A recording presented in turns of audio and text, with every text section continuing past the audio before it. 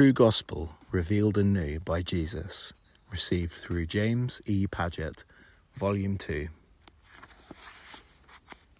Page 140.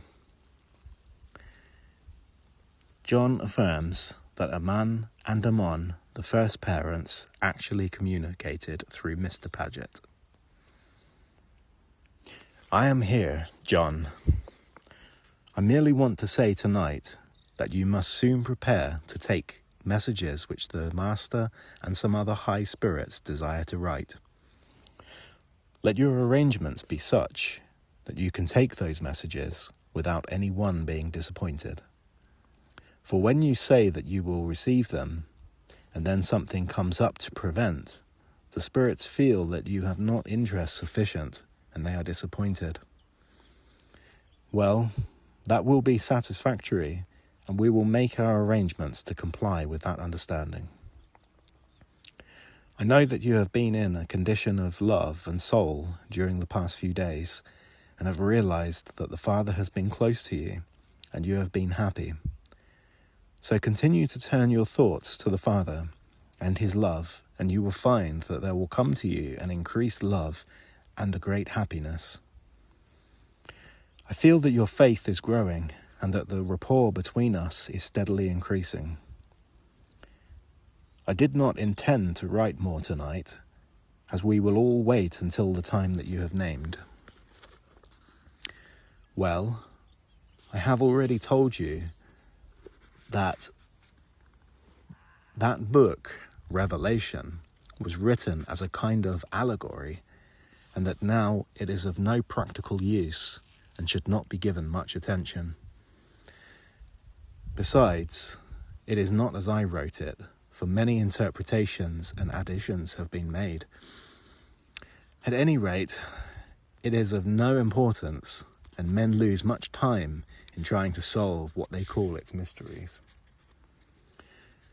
Well, a man is a general term, which means first or highest, and when applied to man, it means the first or highest creation.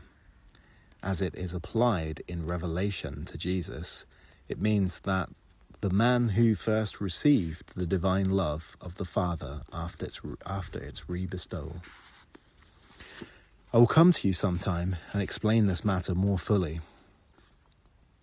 Yes, they, Amon and Aman, came to you and gave you their names, which were the names that they were called by after their creation.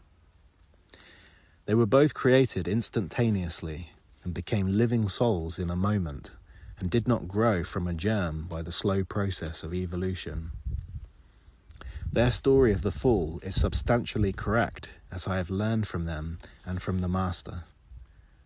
The names Amon and Aman are correct, and were known thousands of years ago to the early inhabitants of the earth who descended from them. The story of their fall was, of course, known to their immediate descendants, and became known for some generations after their deaths to their more remote descendants. But after a while, the names became forgotten, but the substance of the story of their fall did not. And there were at one time manuscripts showing the account of the fall, but they disappeared long before the time of any of the present writings. Though the story of the fall, with various changes and amendments, came down the ages until the writers of the Old Testament incorporated such tradition in the book of Genesis. Of course, Adam and Eve did not exist, and neither is the story as to their fall true.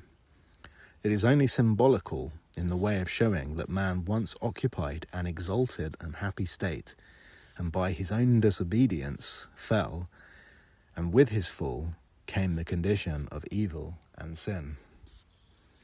Well, I must not write more tonight, so remembering what you say, I am your brother in Christ, John, Apostle of Jesus.